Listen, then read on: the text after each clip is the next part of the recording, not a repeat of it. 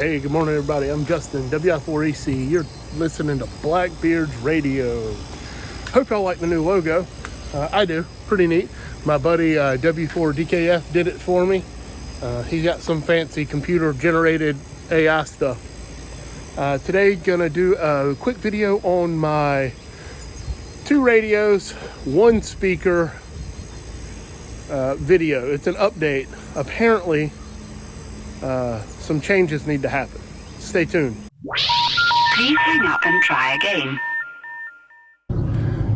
So shortly after I released the video on my 2 radios, 1 speaker, and how I cheated the system for $10 instead of having to spend the $130, $140, I was sent a article by my same buddy that did my logo, W4DKF. He saw the video. I told him what I did. He quickly sent me a couple articles. I'll post a link to it down below in the description. I read through the articles. I also had somebody comment on the video pretty quickly. It took a couple days. I'll post a brief conversation that we had in the description. So, yeah, I'll show you what we need to do. Quick survey before we get started. Does anybody else live out of your truck? I feel like I am always completely full of junk from my truck. All right, so just for an overview again, instead of doing a giant mixer box and all the hoopla that goes with it, I plugged my external speaker into this. This is a auxiliary cable splitter, but instead of being a splitter, it's more like a combiner. It takes 2 male audio jacks and puts it into 1 female jack. So you can run your speaker to the other end of this and plug this into my 891 and the other one of those into my 7900R. It's all well and good, but it's not. So we actually need to take all this out.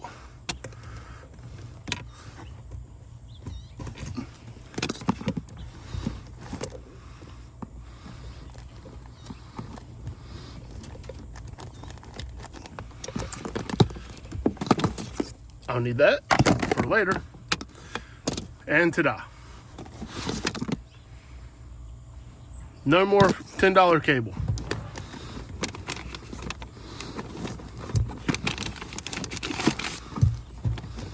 There's my speaker wire, my speaker. Put it right there in the heat coil. That way I can't lose it maybe. All right, so here's the change, guys. It's an auto mixer. It's the AU401 off Amazon. I'll post a link to it. I also got a power pole distribution block, and it's on a. This is for a den rack that you would have in like a gator box. I went ahead and got one just in case one day I get a gator box or some kind of dens. And this mixer came with auxiliary cable. The mixer's pretty simple. Red on off button. It has 4 inputs with individual adjustable volume knobs. Whoops. Inputs 1 through 4 and 1 output. The one thing it didn't come with is a power outlet, but it takes a standard 9-volt power plug that you can get off of Amazon. You get a bag of 5 of these for like $7 or some crap. All you have to do is cut the ends off of this. The cool thing about this mixer is it's rated for 5 to 12 volts, which is pretty awesome. So any power supply that you can find from 5 to 12 volts will work just fine. Turns out my truck has 12 volts attached to it. So we're ahead of the game already.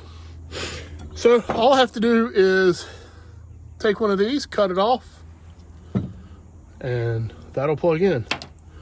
Ironically, I already have one. So you just power it up, plug it in, plug it into there, and away we go. The reason that this is needed, what the article has said, the 891 and the 7900, and it's not just these two radios. What the article said was, all right, so what the article said, and my buddy Big CB Radio, he's got a YouTube channel. I'll drop a link down below, here, there. I don't know how that works. I'll try and figure that out. But here will be Big CB Radio, and I'll post his channel in the description. He is a CB radio guy, and he loves electronics and tinkering with electronics. So give him a like, give him a follow. He'd appreciate it, as would I. If you like this kind of content, please hit the subscribe button, give me a thumbs up, leave me a comment, and let me know what the temperature is where you are. Because in southeastern North Carolina, it started off at 34 degrees and it's already up to 55. The wind's blowing out of the north, so it's gonna get a little chilly today, but that's all right. So what Big CB Radio and the article my buddy W4DKF both said was that it is possible, don't know if it's likely, how likely, what the protections are, but it is possible that if you have two radios plugged into one speaker, that if you have sound coming out of one radio into the speaker, that sound can then travel back out of that out of that speaker and into the second radio, whether or not you're transmitting or not. And the scary part is whether or not the second radio is on or off. My initial thing after I did my test was to leave one radio off and one radio would be on. But then after I chatted, and then I read that article, I quickly realized that the power being sent into the speaker could go into the other radio with or without the radio being on. And it is possible to damage the second radio. I don't know about y'all. I'm not made of money. And it worried me enough. I immediately unplugged my 891 and I kept one of the two radios unplugged. If I needed my 891 for an activation, I would plug it in and unplug my UHF VHF, which is the Yaesu 7900. And then when I was done with my activation for POTA, I would turn off my 891, I would unplug my 891, and then plug back in the 7900. So that's the reason I'm making this change. It is possible to cause damage to the second radio. I don't know the extent of the damage. There's no way to tell whether or not your radio is susceptible to it or not, but it is possible according to all the data. So I'm not going to do it anymore. The big advantage, my buddy W4DKF, he put in a really fancy mixer into his truck, and he actually sent me the link for that mixer, which is a powered mixer, so no power can get back through it. It can't go in reverse, I guess is what I meant to say. Power can't flow across radios. It can only go into the mixer and then out, because it only has one output. My buddy sent me a link for that mixer. I'll post it down below, because that mixer was less than $20. And that was my thing. I was trying to get away from it with doing it cheap, because I'm cheap and I think it's fun to tinker, not just buy parts that are made off the shelf. So let's go through, hook it up. I hadn't touched it yet. It's still sitting on my tailgate. I've been waiting for beautiful weather like this so I can actually do it. Let's hook it up real quick in the truck, and we'll see what we get. Stick with me, guys. Alrighty, I'm sorry about the shadows. Oh. I hope the EPA is not watching that. So we've already unplugged the cable. What we have to do now is plug in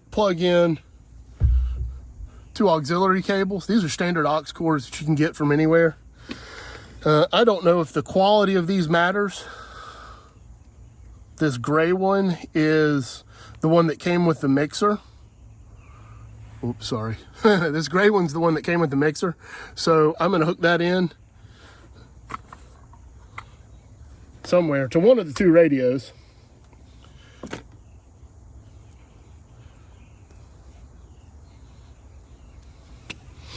All I did was loosen this up a little bit so I could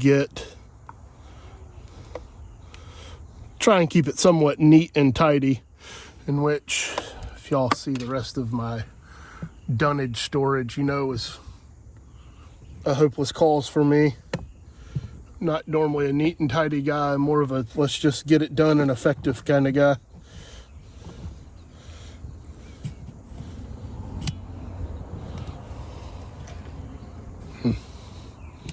Sorry, my tripod's trying to fall over. There we go. All right, so I will make my 891 input number 1.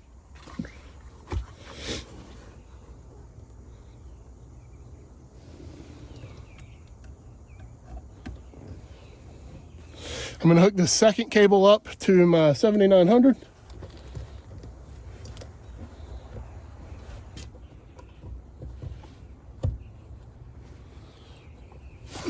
There we go. Maybe. Let's hope. And I will hook this up to input number 2. And now we will take our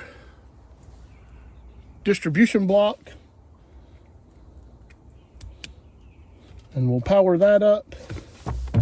And this is kind of the other thing I'm going to have to change, is where all my power is coming from. Across all my radios now. So this is my 12 volt feed from my truck. So I'm going to plug it in. And now I will plug in my radios. I heard a good clickety clack, don't come back, from the relays and the radios. The power light is on, so that's good. That's also bad because all of this has power when the truck is on or off. So that makes me worry about running with keeping this powered on all the time. All right, I'll deal with that in a second. So I'm going to turn input 1 and input 2 all the way to the max volume, and that way I can adjust the volume from the radios themselves. Let's go in the cab and see what happens. Okay, so the radios are still mounted in the same space. I still have my speaker mounted here, oriented upwards. My magnet mounts are still amazing, love them.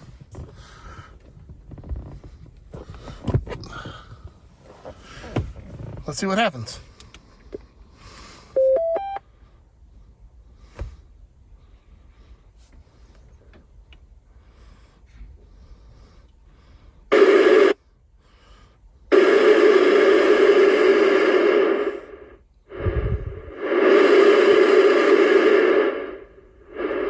Plenty loud. We'll power on the 891.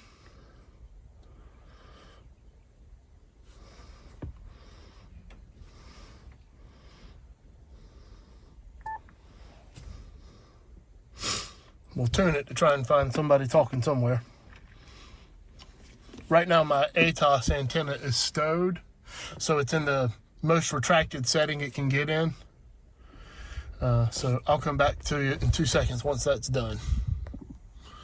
Alrighty, it took about a minute for the antenna to tune. Since it was all the way stowed, it had to, the screwdriver assembly had to figure out where it wanted to be. I hadn't adjusted the volume knob yet, so let's give it a twirl.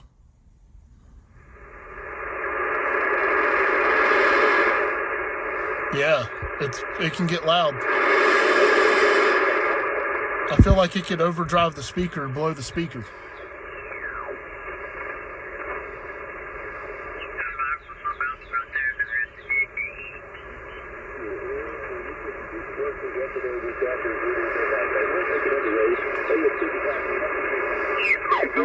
But they still have high cap circuits, fiber circuits, specialty circuits that go through central offices. They're piped through. A lot of times it's a pass through. Local businesses and entities who require service from within a certain geographical area will rely on that central office, for its communications or data needs. Other than that, repeater. Central office is gone away completely, then they remove the switches. Couldn't have planned that any better. Migrating towards voice or data, but and they'll do that. That's normal. So as you can hear, I guess somebody tried to get into the repeater or accidentally keyed up the radio, but the UHF VHF was talking while that guy was talking on 328, and they both played perfectly fine. So that little mixer works out great. Can't complain. Now, I want you to know I just recorded an entire ending of this video, the outro, if you will, and the camera was pointing the wrong direction. I don't pay attention sometimes. But what I said was, the only thing I have to change now is to figure out how to get that mixer to turn off and turn on easily so that I don't have a parasitic draw. I'm worried that that one little red light glowing all the time is going to be enough to potentially harm my batteries and make it to where I can't crank my truck. I do have a diesel truck, so I have 2 batteries, but because it's a diesel truck, it takes a lot of cranking amps from the batteries to crank the engine in the mornings. Maybe I'll do a powered relay off of a keyed accessory switch. So put a relay in line where the power supplies to it off one of the accessories that turns on when you turn the key to the on or run position. This will finally make me get off my butt to do that. That way I can't use my radios when the key's in the off position. And then it would also kill the radios and turn them all off automatically when I turn the truck off. And that would make it where I can't leave a radio on when I just hop out and go if I'm in a hurry. Again, I'm Justin, WI4EC. This is Blackbeard Radio. Don't forget to leave a like and comment where you're at and what your weather is. I hope all of y'all are enjoying shorts, flip-flops weather, whether or not you're in a hoodie or not. Y'all be safe.